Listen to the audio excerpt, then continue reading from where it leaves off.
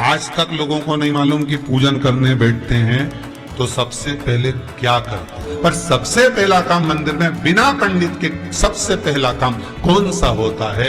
तो सबसे पहला काम होता है भगवान को धन्यवाद देना कि आज भी आपने मुझे इस मंदिर में आपका दीदार कराने के लिए, दर्शन कराने के लिए बोला। अगर पंडित साथ में होगा तो पहले वो मंत्र बोलेगा, स्वस्ति वाचन करेगा।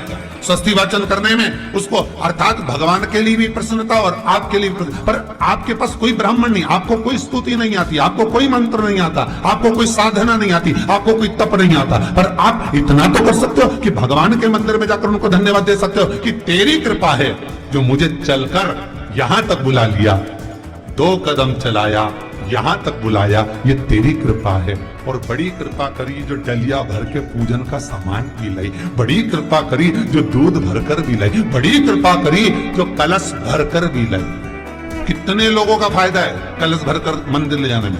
देखिए जरा कितने लोगों का फायदा। हिंदू धर्म में विष्णु पुराण में, पद्म पुराण में लिखा है, सौभाग्यवती नारी जब भरा हुआ पानी का लोटा लेकर कलश लेकर जाती है और उसको देखकर कोई व्यक्ति निकल कर चले जाता है तो जिस काम के लिए जाता है वो काम सफल हो जाता है। मंदिर का ही लोटा, मंदिर का ही पानी, सिर पे पल्लू लेके हर हर महादेव, बस शिव जी के चढ़ा रही और इतने प्रेम से रिझा रही। अब फ्री का पानी था तो एक लोटे में मन भी नहीं माने। अरे करा तो भगवान के सम्मुख में पहुंचकर अगर आप जल का पात्र भी लेकर जा रहे हो, भरा हुआ लेकर जा रहे हो, तो कितनी प्रसन्नता की बात। हिंदू धर्म की रीति है, जिस पात्र को हम जल चढ़ाने लेकर जाते हैं उस पात्र में भगवान के चरणों का जल लाते हैं, खाली पात्र नहीं कहलाते हैं, भगवान के चरणों का जल। उस चरणोदक को लेकर आए, घर में रखा, सबने अपने नैनों में लगाया, हृदय में लगाया, चित्तवृत्ति में लगाया। खाली पात्र हम लेकर वापस नहीं आ रहे हैं। शिव मंदिर में जब जब जाओ, जल चढ़ाने के लिए जाओ, पात्र तुमने शंकर जी को पूरा पानी चढ़ा भी दिया तो शंकर के चरणारविंद का थोड़ा सा जल पात्र में डाल के भले 2 बूंद लाओ, 4 बूंद लाओ, इतना सा लाओ, पर लाओ और उसको पूरे परिवार के नेत्रों में जब लेकर आए हो चरणों तक तो लगाओ, पर खाली पात्र नहीं लेकर।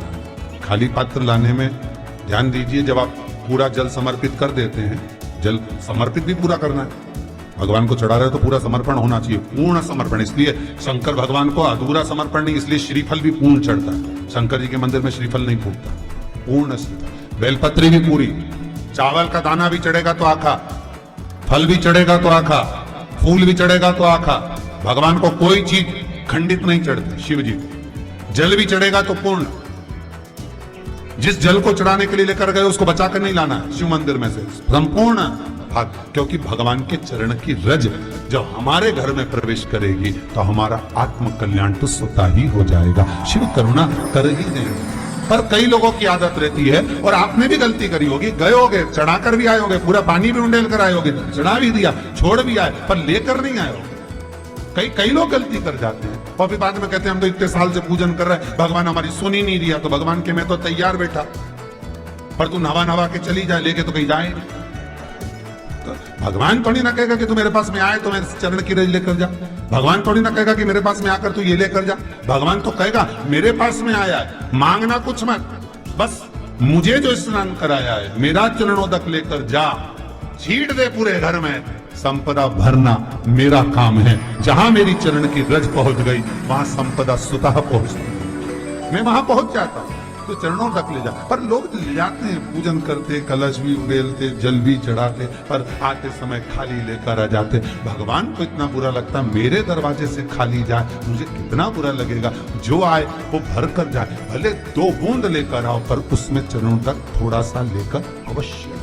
उसी तरह जल चढ़ाने के बाद हम जब लेकर आते हैं पात्र के अंदर, ये उसमें उसकी बरकत है। गर्ग संहिता में दूसरी चीज कही, उसको भी समझिए। गर्ग संहिता में कहा गया, जब आप घर से जल लेकर जाते हो भरकर, तो ये सृष्टि की जितनी नदियां हैं, पृथ्वी पर जितनी नदियां विद्यमान हैं, जितने तालाब, जितने सरोवर, जितने कुंड, जितने विराजमान हैं, उन सारे तीर्थों का जल जब आप घर से लेकर निकलते हो तो वो तीर्थ का संपूर्ण जल आपके कलश में आ जाता है। और जब आप उस जल को शिव पर समर्पित कर देती हो और 2 बूंद चरणागत लेकर जब जाती हो तो शिव महापुराण गर्ग संहिता पद्म पुराण कहती है वो जल साधारण नहीं रहता, वो गंगा जल बनकर तुम्हारे घर को पवित्र करने के लिए पहुंच जाता है। वो पवित्र गंगा जल बन उसको लेकर प्रवेश करता है। हम बार बार कहेंगे भगवान के मंदिर जब भी जाओ ना, चेहरे पर प्रसन्नता होना चाहिए।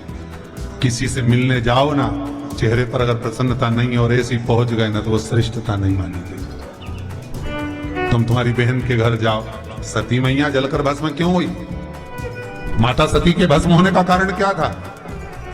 सती को पिता पर जितना क्रोध आया उससे ज्यादा क्रोध सती माता को अपनी बहनों पर आया कि मेरी इतनी बहन, ये 60 की 60 बहन मेरे सामने खड़ी रही और मैं आई तो प्रेम से मुस्कुराई तक नहीं।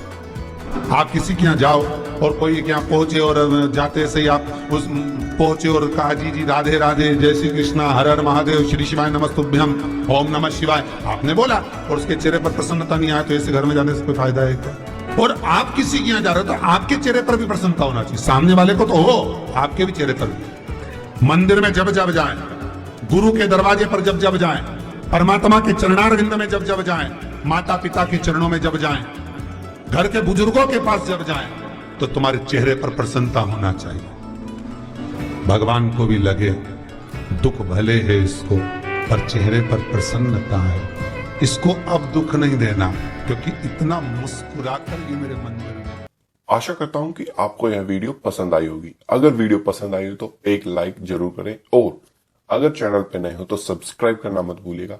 मिलते हैं जल्दी ऐसी वीडियो के साथ, तब तक के लिए जय सिया राम।